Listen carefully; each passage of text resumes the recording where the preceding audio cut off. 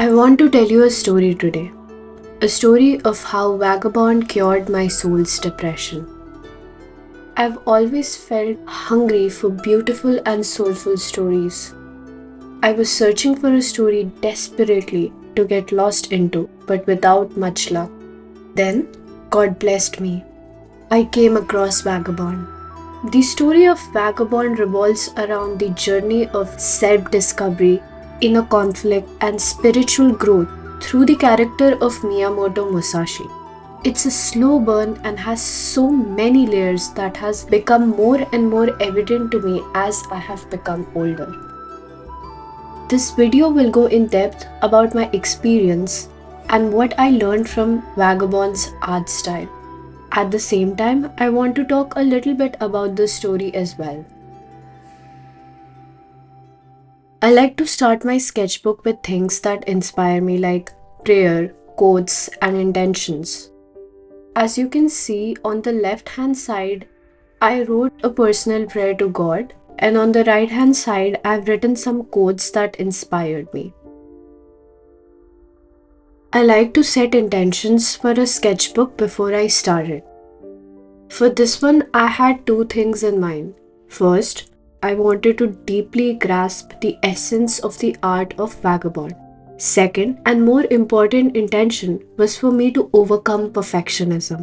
I have this crippling compulsion to be perfect, which makes me hypercritical of everything that I do. I set to accomplish this goal in two ways. First, I promised myself to never use pencil in this entire sketchbook. Not even once, as a challenge. I have this very bad habit. I would erase a single stroke countless times if I have to until I find it perfect. If I used a pen, I couldn't erase it. And if I made a mistake, I would have to leave it as it is. I would have to look at it every time I opened my sketchbook, and I hoped that it would eventually make me okay with making mistakes. Second, was for me to romanticize the process of making art. I usually want to rush to the end where things are complete. I recently realized it's because of my perfectionist tendencies. An unfinished work is imperfect, which is unbearable for me.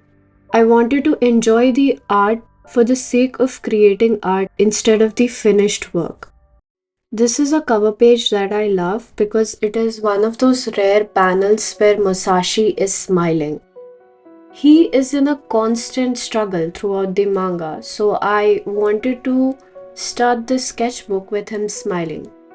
Also, I drew this directly with brush, which is pretty new for me, and I am quite proud of it. There are two series of panels where I remember getting goosebumps because the art was so profoundly gorgeous and symbolically synchronous with the story. First is when Takuan talks to Musashi about heavens, and second is when Musashi contemplates how to defeat water and eventually realizes the beauty of it. I have drawn these water panels so many times throughout the sketchbook that I'm just going to refer to them as water panels from the farming arc in the upcoming pages.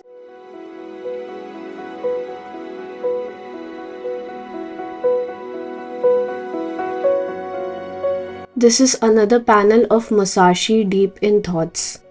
I've always loved this reflective side of Musashi, and that is the reason why he improved so much within just 1 year of meeting Denshichiro. This is a drawing of Takuan. Takuan is Inoue's self-insert character. I think a lot of authors like to insert themselves somewhere in their stories. I like to write what I'm going through or what I've learned when I'm creating art, so I wrote about my own battle with perfectionism here.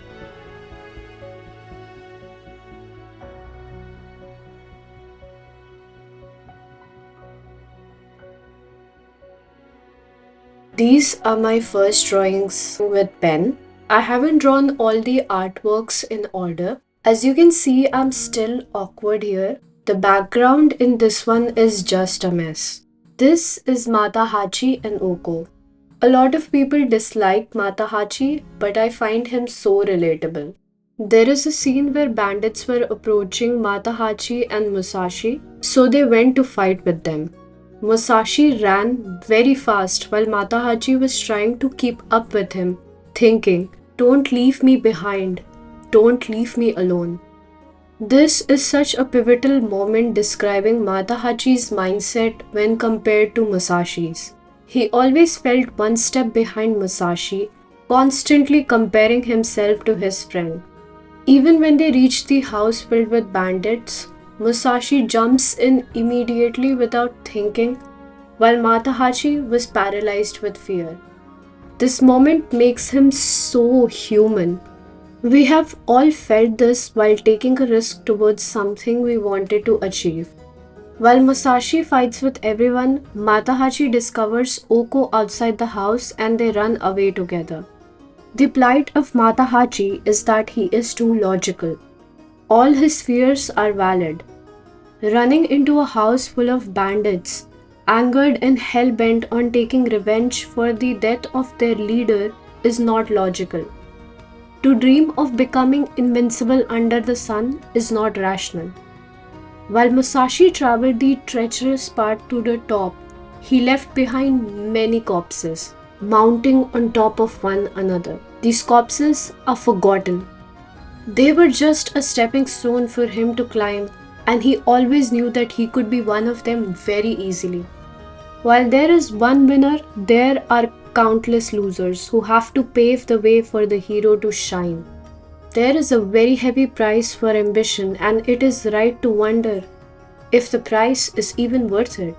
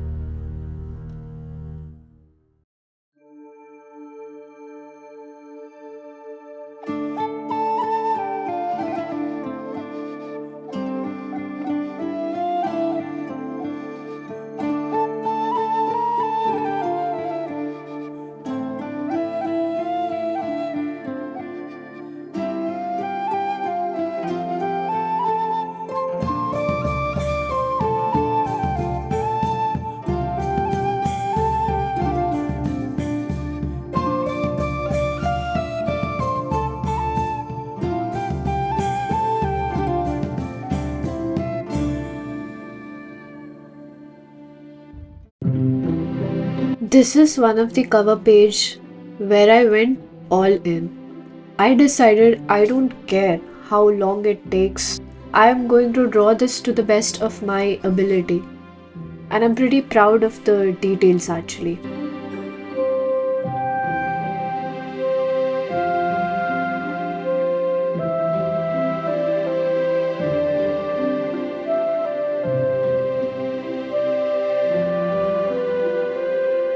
This is the panel from the arc where Musashi fights the 70 swordsmen from the Yoshioka school. I really liked the expression on his face, so I tried to recreate it. Here I tried to shade the river as the original panel, but I kept failing. After some research, I found out exactly how to achieve the look. Manga authors create it using something called screen tones.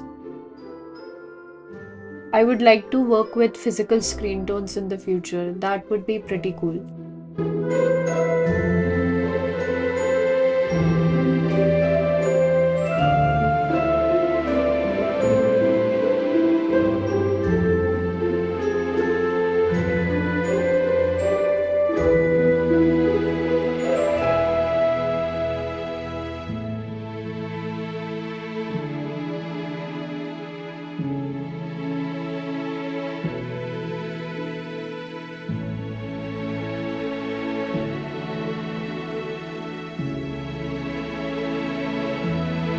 Will you throw everything away?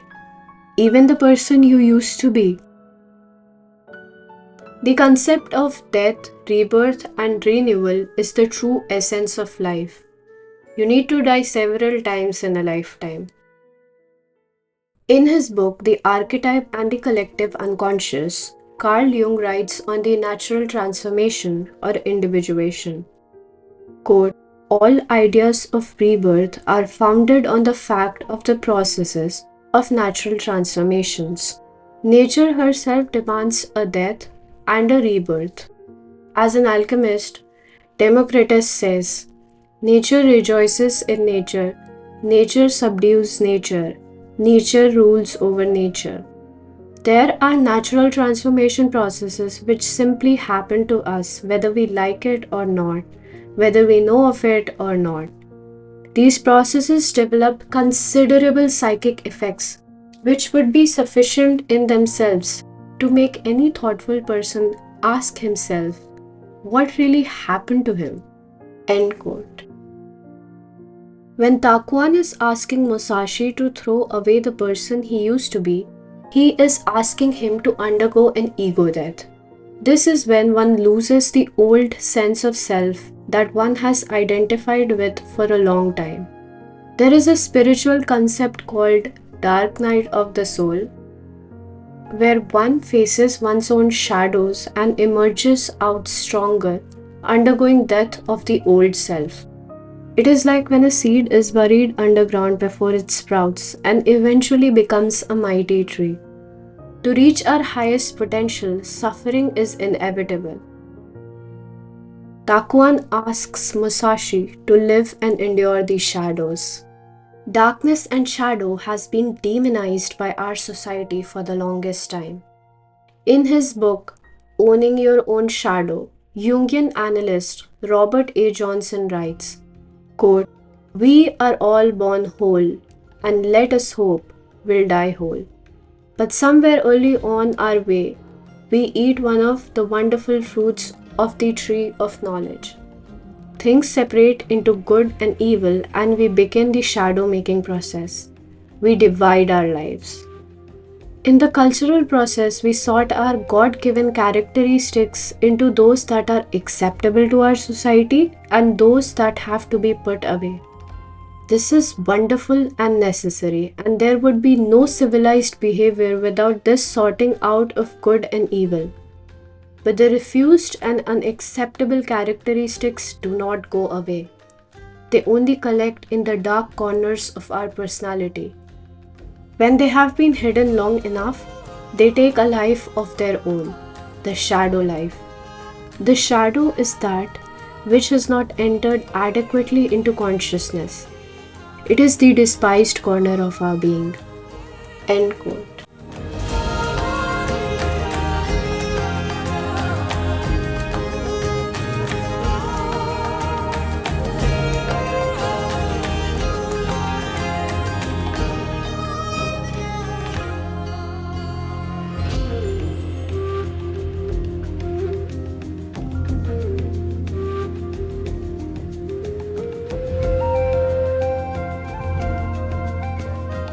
I really love this panel of Kojiro a lot.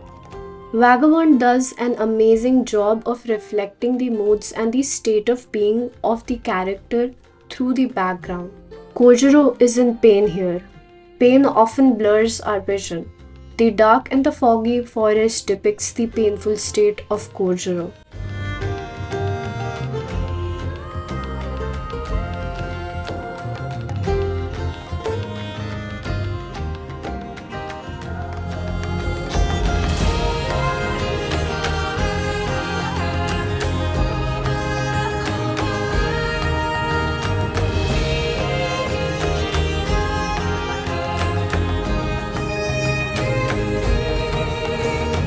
Here as well, the whole room is dark and there is just a small source of light, which depicts the melancholic and pensive state of being of the Yoshioka swordsmen after the death of both of their leaders. The only ray of hope that they hold on to is revenge for the death of their leaders. If you ask me which drawing I'm the most proud of in this entire sketchbook, it has to be this. While drawing this, I felt as if I was one with my art. I can't quite explain it, but I felt as if I was one with my art. Yeah. Specifically the left side.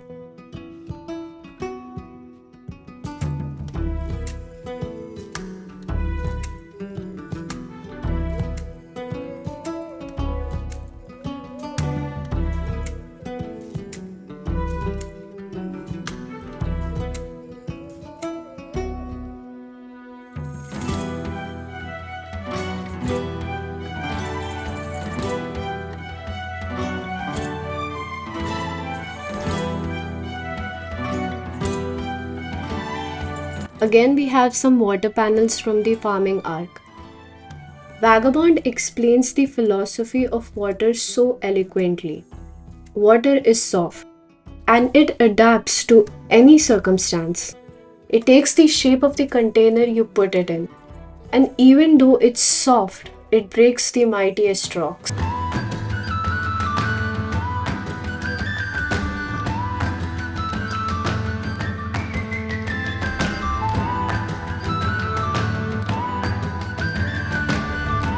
We are shamed to the core and only valued for our performances.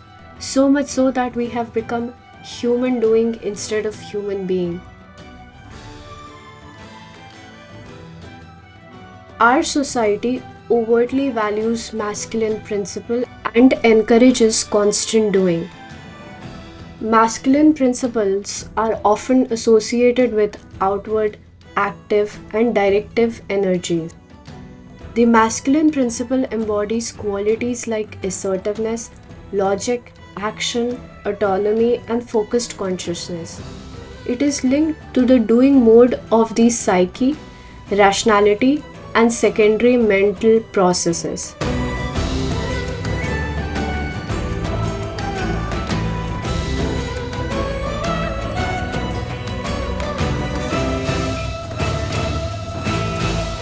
Feminine principle represents inward, receptive, and nurturing energies.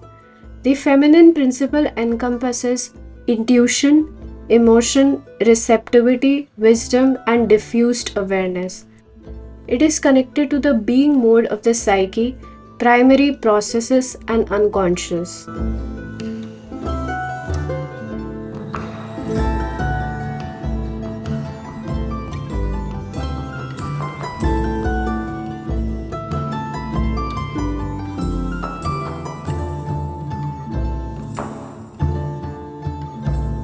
Here's a quote from Tao Te Ching.